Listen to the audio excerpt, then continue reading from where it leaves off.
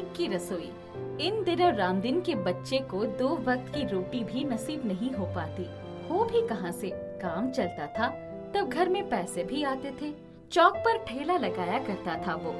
इधर कुछ महीनों से उसकी तबीयत खराब रहने लगी थी। इलाज के लिए ठेला बेचना पड़ा था। अब उसकी पत्नी सुनीता दूसरों के घर का काम करती थी। उसी से घर का खर्चा चलाना पड़ता था। कोठी से बासी बचा कुचा खाना ले आती तो घर में बच्चों की दावत हो जाती थी। एक दिन, गोपाल कुड़िया, बापू का ध्यान रखना, मैं काम पर जा रही हूँ। सुनीता, आज मत जा, मेरी तबीयत ठीक नहीं है। तुम्हें इस हाल में छोड़कर जाना मुझे कौन सा अच्छा लगता है, पर ना जाऊं तो घर का चूल्हा भी तो नहीं चलेगा ना। आज तनख्वाह मिलेगी तभी तो राशन भरूंगी। इससे अच्छा तो तू फल का ठेला ही लगा लेती। वही कौन सा बहुत आसान है। तुम सुबह सुबह ही मंडी निकल जाते थे तो घर में कम से कम मैं रहती थी बच्चों के लिए। अभी कौन देखेगा ये सब। मैं जा रही हूँ, भगवान ने चाहा तो तुम जल्दी ही ठीक हो जाओगे। सुनीता चली गई। कोठी पहुँचते ही तमतमाए चेहरे को देखकर उसके पसीने छूट गए। सुनीता, तुम कल से मत आना, आज मैं हिसाब कर देती हूँ। मैं किसी और से काम करवा लूंगी। तुम्हारे रोज रोज के बहानों से मैं तंग आ गई हूँ। कभी तो तुम टाइम पर काम पर आओ। सुनीता चुपचाप खड़ी रही। आंसू ढुलक कर गालों पर बह आए थे। माफ कर दो, कल से लेट नहीं होगा। पति की बीमारी की वजह से मैं बेसहारा हूँ। छोटे छोटे बच्चों को क्या खिलाऊंगी? तो क्या मैंने बेसहारों को सहारा देने का जिम्मा ले रखा है? ये लो पैसे और निकल जाओ। सुनीता के बहुत गिड़गिड़ाने पर भी उसका दिल नहीं पसीजा। उसने चौकीदार को आदेश दिया, चौकीदार, फाटक बंद कर दो और इस औरत को आइंदा गेट में घुसने मत देना। सुनीता रोते हुए घर चली गई। उसने रोते हुए सारी बातें रामदीन को बताई। देख सुनीता, रोने से कुछ नहीं होगा। गरीब आदमी की वैसे भी कोई इज्जत नहीं होती है। धैर्य रख, कोई ना कोई काम मिल ही जाएगा। अभी तो राशन ले आ, कुछ बना ले, बच्चे भी भूखे होंगे। हाँ, मैं अभी लाला के यहाँ से सामान लेकर आती हूँ। सुनीता घर से निकल ही रही थी कि कोठी में सक्षम करने वाला राजू उसको बुलाने आ गया। सुनीता बहन, चलो, काम पर बुलाया है, कुछ मेहमान आ रहे हैं। अगर तुम नहीं जाओगी तो बहुत नाराज हो जाएंगी। जल्दी से चलो। तुम चलो, मैं आधे घंटे में आ जाऊंगी। सुनीता घर में राशन रखकर कोठी चली गई। आज आखिरी मौका दे रही हूँ, काम करने वालों की कमी नहीं है, समझी कि नहीं? जी मालकिन। सुनीता रसोई में गई तो पूरी रसोई बिखरी थी। उसने फटाफट रसोई साफ की, तभी राजू आ गया। आज सास और ननंद आने वाली हैं, इसीलिए एकदम से बौखला गई हैं। इतना काम करने की आदत जो नहीं है। तब तक रसोई में आ गए। सुनीता, जल्दी से जल्दी 1 घंटे तक लंच तैयार कर दो। करीब 10 लोगों का खाना बनेगा। ज्यादा मिर्च मसाला नहीं डालना, खाना बहुत स्वादिष्ट होना चाहिए। सुनीता ने तुरंत खाना बनाना शुरू किया और 1 घंटे में सब कुछ तैयार हो गया। बस कचौड़ियाँ बनानी रह गई थी। तभी सब लोग आ गए।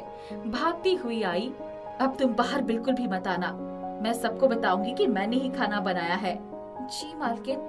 जब सब लोग खाने बैठे तो खाना बहुत स्वादिष्ट था। भाई वाह, बहुत बढ़िया खाना बना है। उषा, आज तो तुम्हारे हाथों में जादू आ गया। ये सारा खाना उषा ने बनाया है? जी माँ जी। भाभी झूठ क्यों बोल रही हो?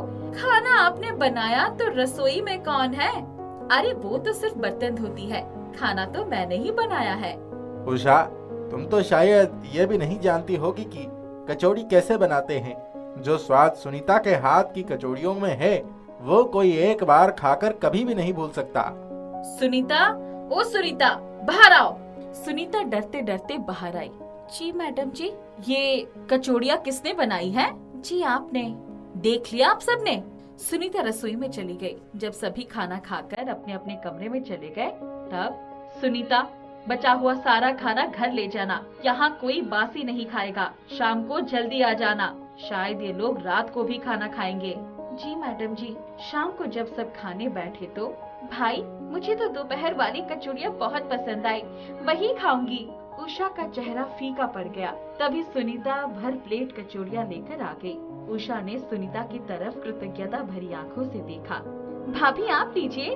नहीं, आप खाइए, मैं सिर्फ चावल ही खाऊंगी। उषा को डर था कि उसने सारा खाना सुनीता को ले जाने को कह दिया था। कचौड़ियाँ तो बची ही ना होंगी, पर कचौड़ियों से भरी प्लेट देखकर उसकी बाँछें खिल गई। सबके खाने के बाद वो रसोई में गई। सुनीता, आज तुमने मेरी इज्जत बचा ली, वरना ये दोनों मेरी खिल्ली उड़ाने में कोई कसर नहीं छोड़ती। पर मैंने तो तुमको सारा खाना ले जाने को कहा था, फिर ये कहाँ से आई? मैडम, मैं बनी हुई कचौड़ियाँ ले गई थी, लेकिन उसका आटा और भरवान सब फ्रीज में रख दिया था। बस इतनी सी बात है। उफ़ो सुनीता, तुम बहुत समझदार हो। ये लोग रात को चले जाएंगे। सबके जाने के बाद सुनीता अपने घर जाने लगी। तब सुनीता, रुक जाओ, ये लो 500 रुपए, और कल तुम्हारी भी छुट्टी है, हम लोग कहीं घूमने जाएंगे। और कल तुम्हारी भी छुट्टी है, हम लोग कहीं घूमने जाएंगे। सुनीता चली गई। दूसरे दिन छुट्टी थी।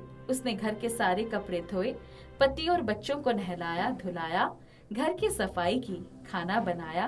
तभी उसने देखा कि बहुत देर से उसके घर से थोड़ी दूर एक गाड़ी खड़ी है। बार बार उसकी नजर उस गाड़ी की तरफ चली जाती।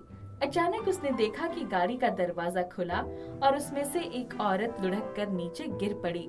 गाड़ी फर्राटे भरती हुई आगे चली गई। सुनीता भागती हुई गाड़ी के पास दौड़ी। अरे, ये तो उषा मैडम जी है। सुनीता 3-4 लोगों की मदद से उन्हें अपने घर ले आई। बाकी लोगों के जाने के बाद उनके मुंह पर पानी के छींटे डाले। उषा मैडम ने आंखें खोल दी। सुनीता, तुम?